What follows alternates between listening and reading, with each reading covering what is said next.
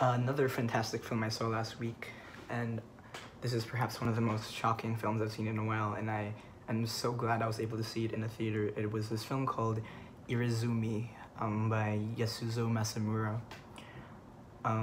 Masamura is not necessarily someone who is as well known in the cinephile world, especially in the West, as compared to his other Japanese contemporaries, such as Neruse and Ozu and Kurosawa, of course. But he, from what I've been hearing from many of the people who have seen many of his films, apparently he is absolutely fantastic. And I was able to see one of his films recently. It's called Irezumi. I think it was translated as The Spider Tattoo in the theater where I saw it at. And it is such a weird movie, but it's so fucking fantastic. It stars this this woman played by Ayako Wakao, who is one of the most beautiful women in cinema, and she made hundreds of films in Japan. But it stars this woman, this very cold, this woman who would do whatever she would take in order to put herself in a position of control over the men around her. But I'm getting ahead of myself. So it's about this woman who gets kidnapped one day by this shady guy and gets sold to this whorehouse of sorts. And while she's there, she is branded.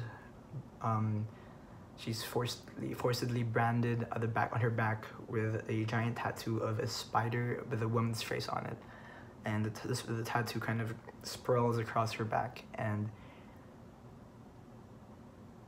the tattoo artist who does it is so in awe of his own creation that he feels like he can never make another tattoo again, and he tells her that the spider is going to engorge and eat all the men that she will meet or something.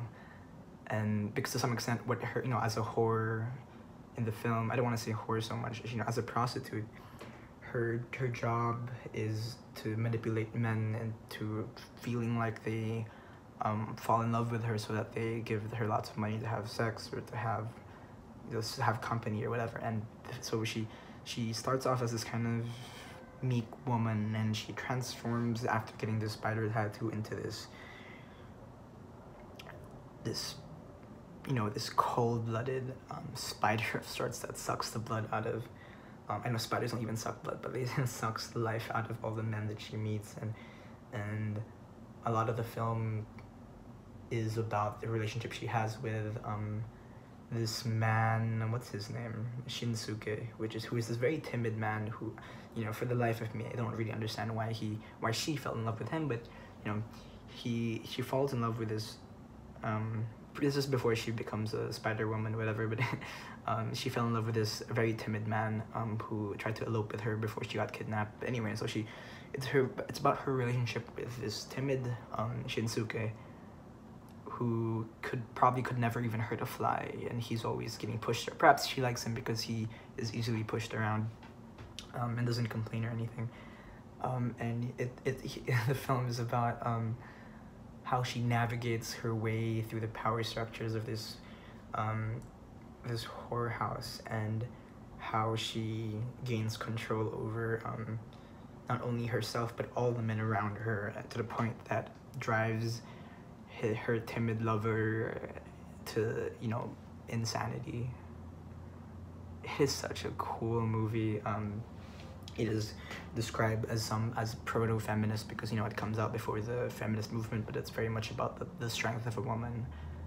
Although I would argue that she's she is kind of placed in the worst of lights. She's like the worst person you've ever met, and she would do whatever she wants in order to take advantage of you and rip you apart and take your money and run away. And when she's bored with you, she'll throw you away. And so not to spoil anything, but at some points she has people murdered who kind of people who wrong her, she has them murdered. And then it's such a crazy movie, and it's so beautifully photographed,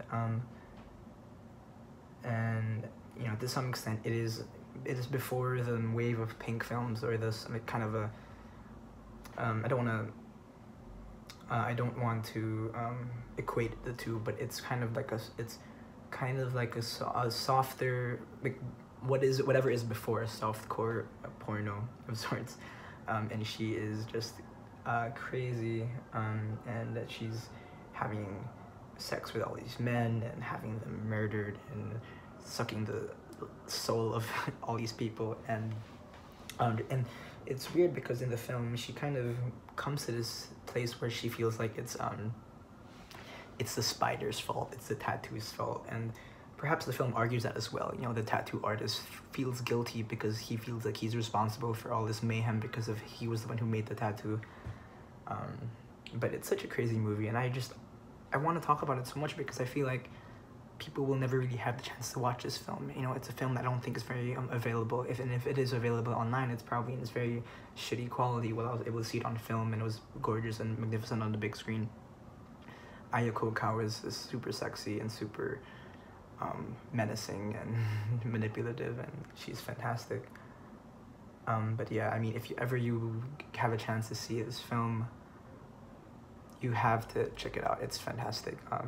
Irezumi by Yasuzo Masamura came out in 1966, and if you ever have a chance to see any Masumura's other films, he's made other things such as Manji and Blind Beast and Red Angel, and most of his films star Ayako Okawa from what I hear.